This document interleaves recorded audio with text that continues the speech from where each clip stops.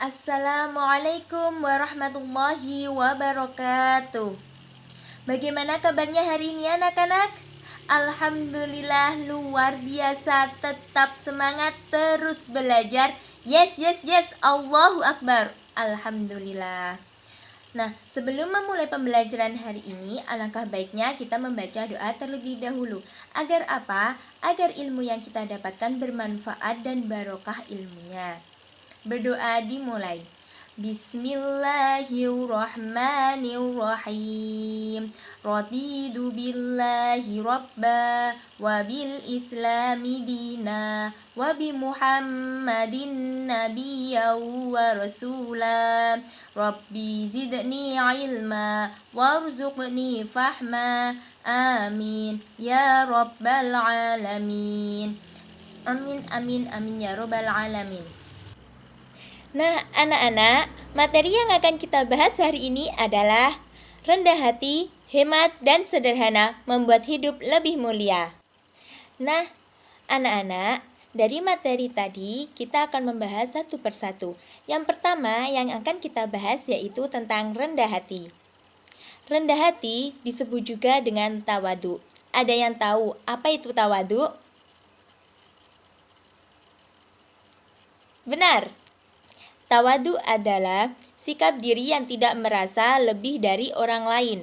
Nah, orang yang tawadu ini berkeyakinan bahwa semua kelebihan yang ada dalam dirinya semata-mata merupakan karunia dari Allah Subhanahu wa Ta'ala.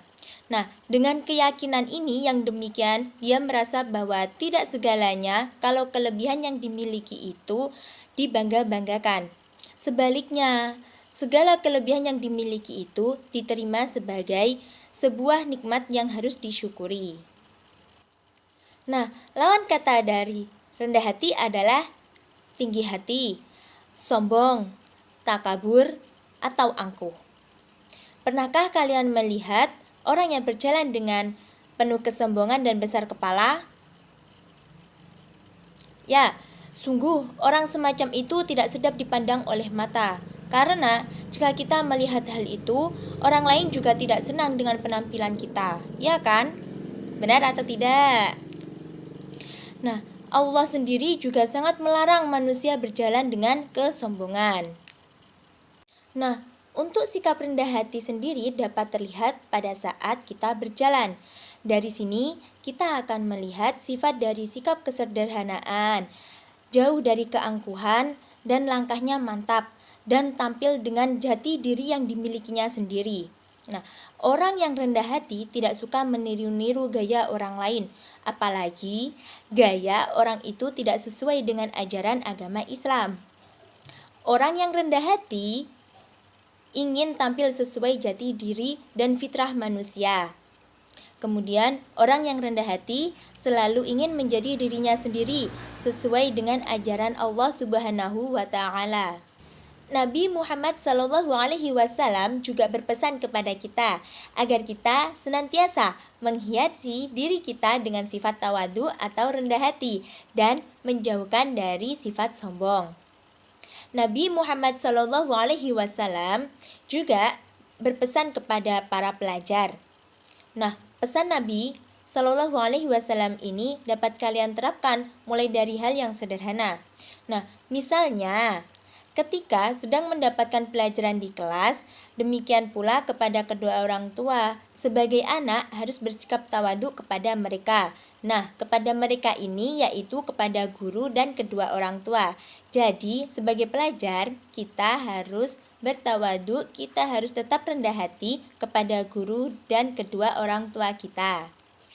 Nah, anak-anak, yang kedua kita akan membahas tentang hidup hemat dan sederhana.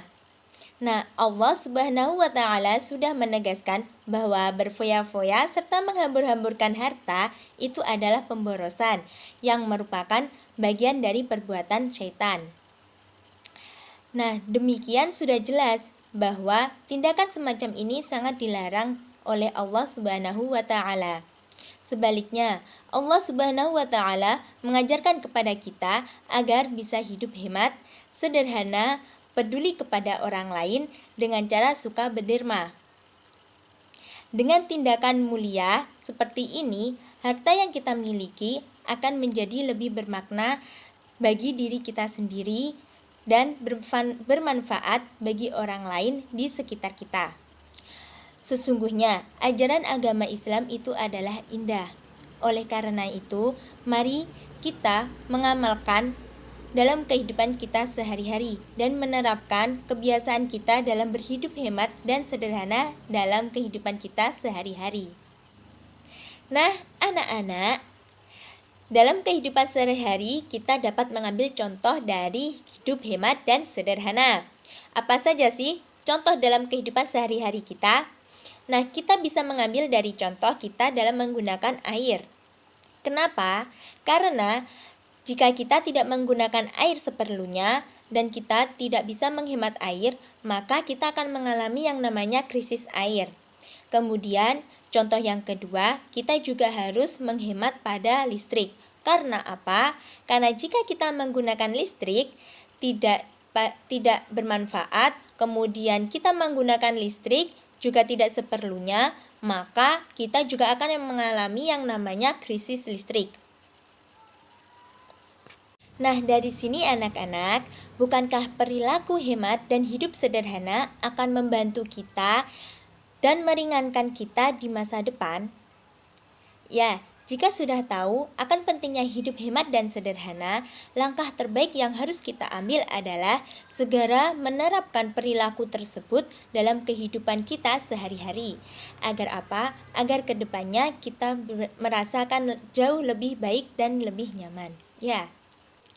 Nah, anak-anak sekalian, dari dua pengertian tadi, yaitu tentang rendah hati dan hidup hemat dan sederhana, apakah ada yang ditanyakan sebelum Ibu menutup pertemuan hari ini?